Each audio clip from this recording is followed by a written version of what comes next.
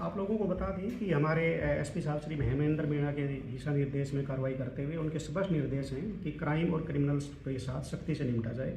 उसी कड़ी में कार्य करते हुए थोड़ा सा बैकग्राउंड में आपको बताना चाहूँगा। 19 जनवरी 2026 को ये दो सरपंच हैं। एक सरपंच है माजरा का रविंद्र उर्फ हाथी जिसका नाम है, दूसरा सरपंच है सुरेंद्र, ये बाल्की का सरपंच है।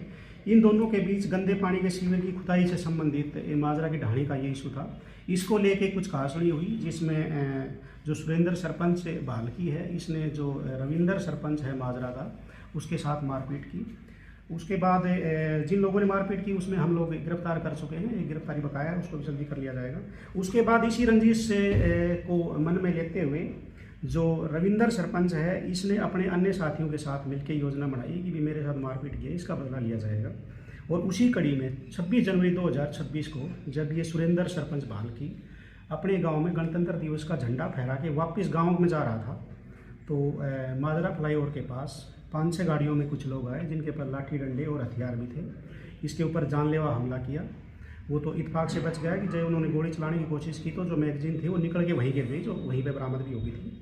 तो वह इसके ऊपर हमला किया और इसकी वजह से इसको काफ़ी चोटें आई, हाथ पैर बाकी शरीर पर भी चोटें आई और उन्हीं चोटों की बदौलत इसका एक पैर भी डॉक्टर द्वारा काटना पड़ा। तो इसमें मुकदमा दर्ज करके और कार्रवाई करते हुए हमारी रेवाड़ी पुलिस ने काफ़ी गहनता से कार्य करते हुए 8 आरोपियों को गिरफ्तार किया जा चुका था। ये जो मेन आरोपी था रविंद्र उर्फ हाथी, ये काफ़ी दिन से रूपोश हो रहा था, छिपता फिर रहा था, कोई इसकी लोकेशन ट्रेस नहीं हो पा रही थी।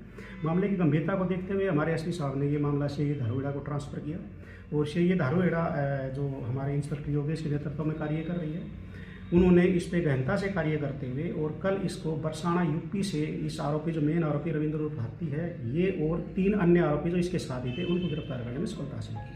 एक इनाम रखने की बात भी हुई थी इसके ऊपर, और किस तरह से मतलब कहाँ चल रहा था एक सरपंच होने के बावजूद इस तरह के कारनामा किस तरह से देखते हैं? इसके ऊपर 5,000 रुपये की इनाम की गई थी हमारे रेवाड़ी पुलिस प्रशासन द्वारा।